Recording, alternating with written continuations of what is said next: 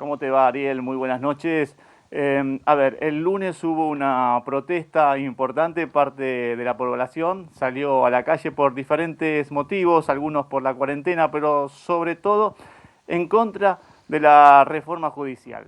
Y nosotros tenemos la posibilidad de hablar con el presidente de la Cámara de Diputados, me estoy refiriendo a Sergio Massa, que saludamos. Muy buenas noches, ¿Qué gracias tal? por la Buenas noches, ¿cómo deferencia. va? Hubo una importante protesta, una marcha el lunes. Sobre todo, hubo varios motivos, pero sobre todo en contra de la reforma judicial. ¿El gobierno tomó nota de esa voz del lunes? Bueno, gobernar es, por un lado, accionar, tomar decisiones todos los días y por otro lado, escuchar a todos los argentinos.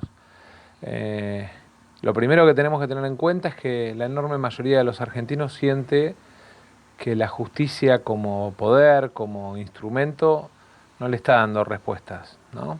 Uno ve que las adopciones tardan 3 años, 4 años, ve que las condenas de delincuentes tardan 8 años, 10 años. También aparecen las especulaciones políticas alrededor de cualquier ley o cualquier instrumento que el gobierno propone, pero eso como parte, yo diría, más del debate político.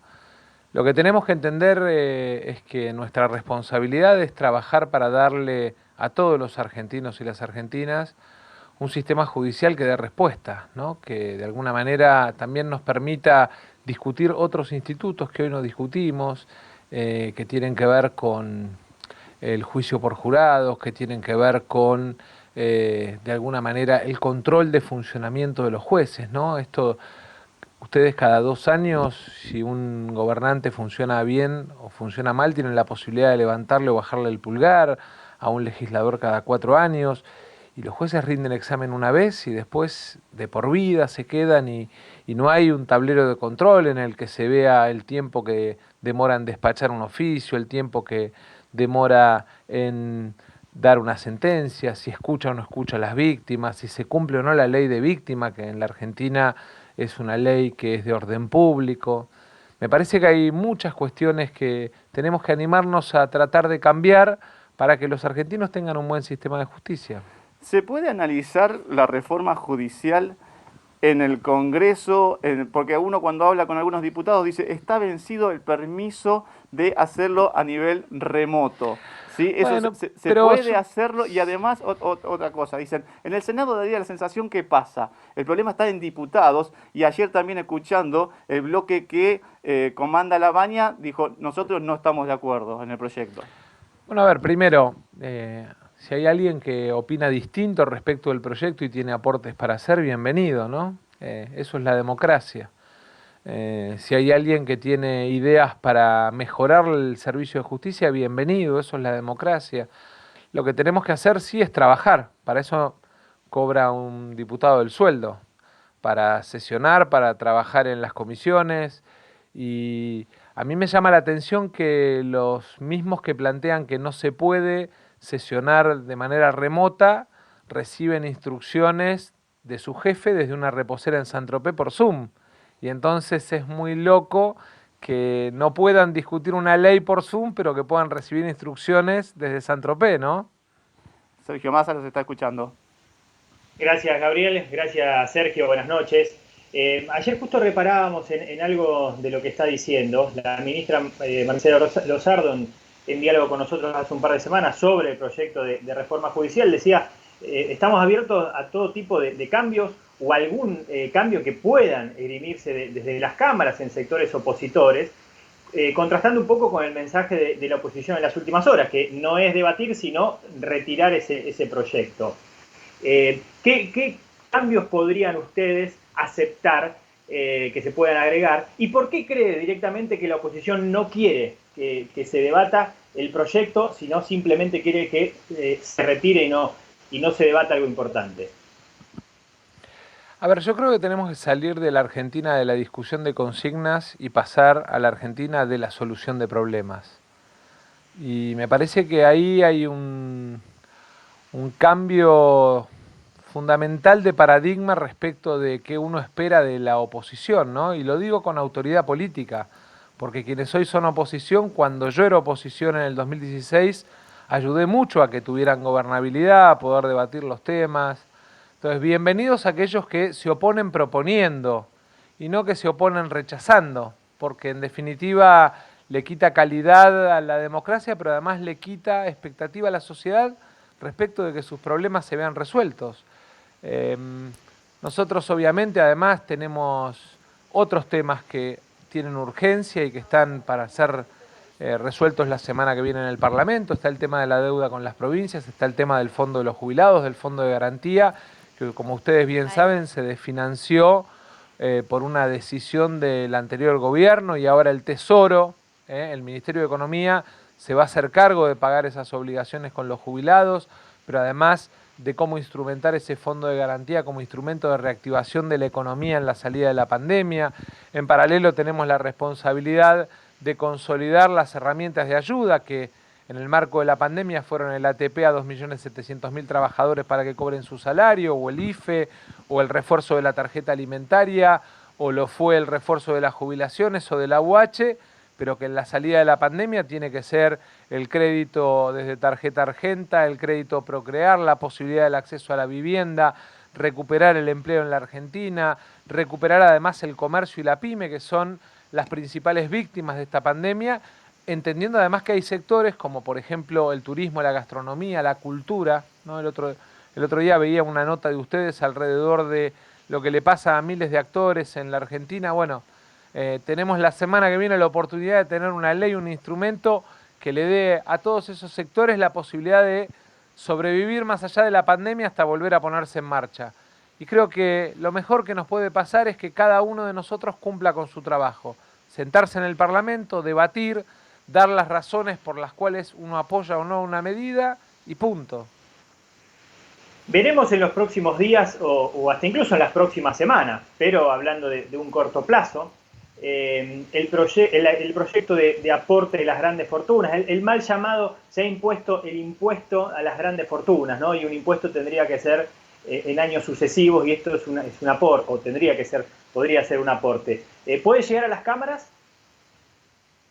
Se llama aporte solidario extraordinario, están trabajando en el bloque del Frente de Todos, en nuestro bloque, más allá de que yo como presidente de la Cámara soy presidente de todos los diputados.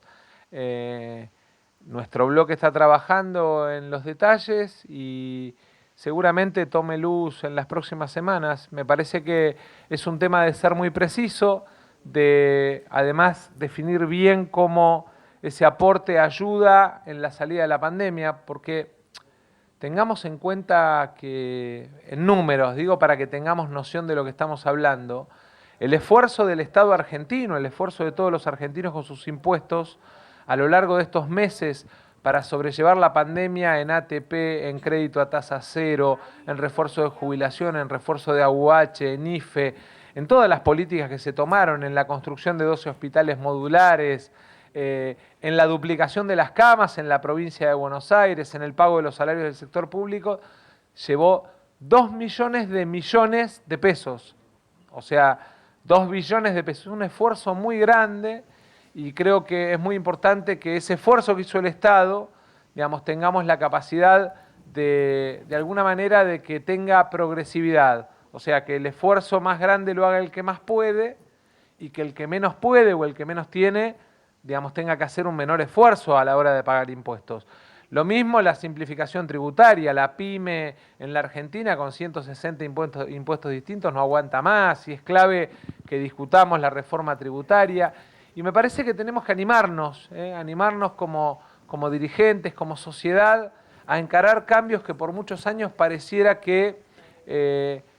como que hay cosas que no se tocan, ¿no? Que son vacas sagradas o que terminan en discusiones que me parece que en algún momento las tenemos que discutir porque los argentinos y las argentinas, en definitiva, lo eligieron a Alberto, nos eligieron a la hora de gobernar para poner de pie a la Argentina. Estamos en vivo con Sergio Massa aquí en Televisión Pública Noticias. Lucía Isikoff le consulta, Sergio. Sergio, buenas noches. Quiero saber si te sorprendió la declaración de Mario Negri, que dijo que hay olor a 125. Negri, que empezó esta pandemia diciendo que Alberto Fernández era el capitán del barco. ¿A qué crees o a qué adjudicás que se debe este endurecimiento de varios sectores de la oposición?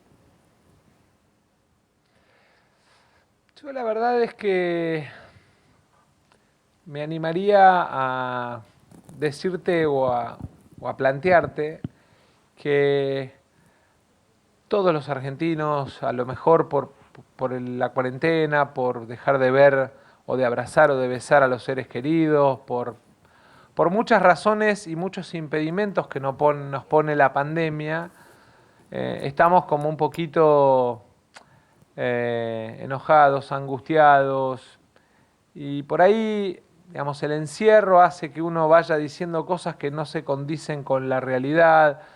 Yo en ese sentido voy a apelar siempre al diálogo, a los acuerdos, a los consensos, obviamente con la determinación de que hay una idea de gobierno y además hay un gobierno que votaron los argentinos que contó un rumbo, contó un proyecto de país en la campaña que es el que los argentinos esperan que llevemos adelante, que tiene que ver con la agroindustria, que tiene que ver con reactivar el sector petróleo y gas, que tiene que ver con la construcción, que tiene que ver con el comercio, que tiene que ver con el tejido pyme, que tiene que ver con el trabajo, que tiene que ver además con un Estado al servicio de la gente.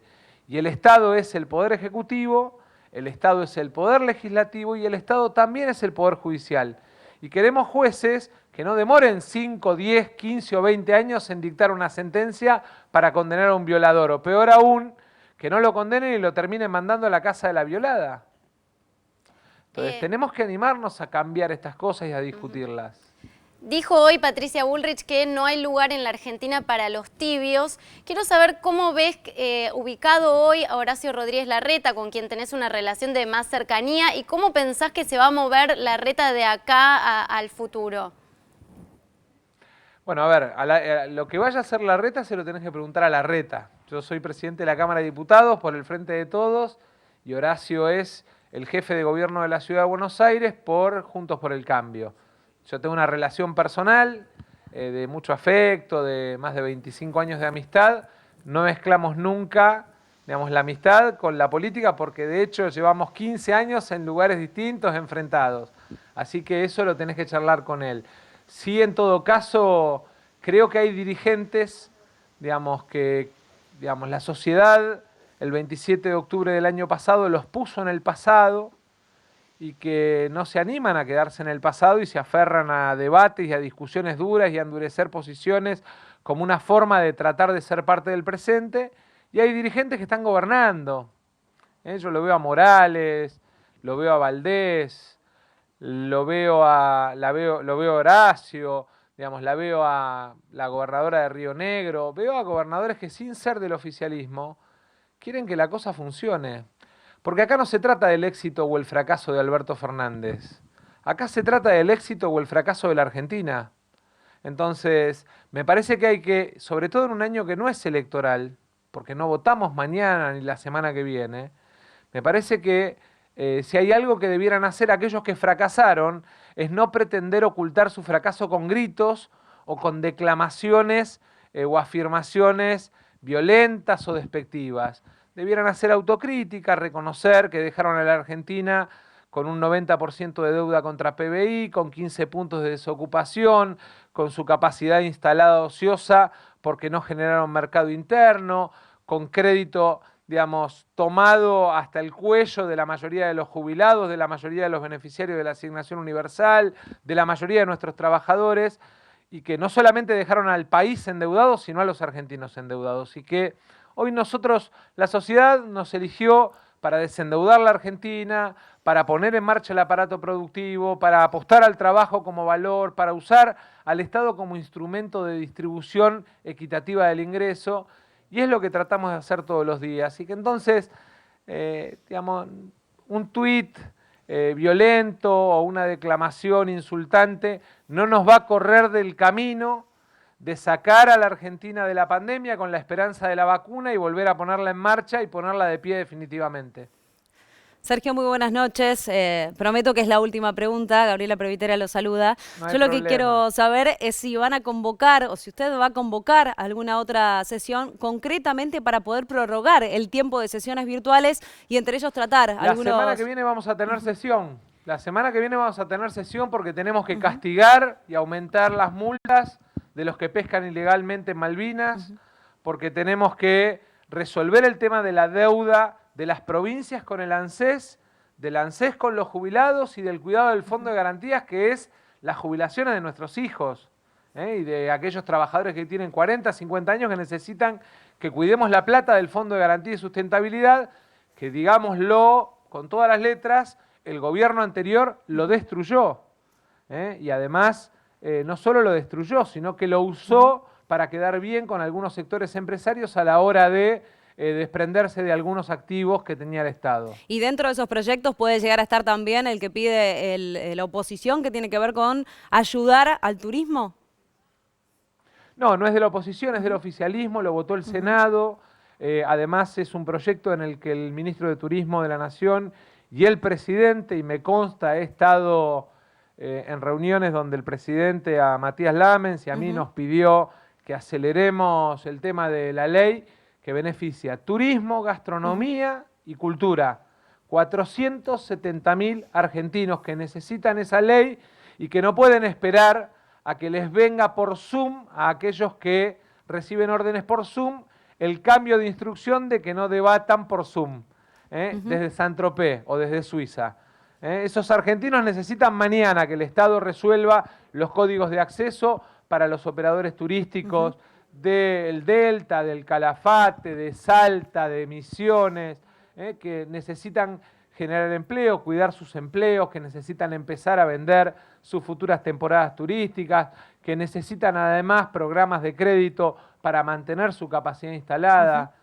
No pueden andar esperando que les venga desde Saint-Tropez por Zoom la orden a algunos diputados y por eso vamos a sesionar.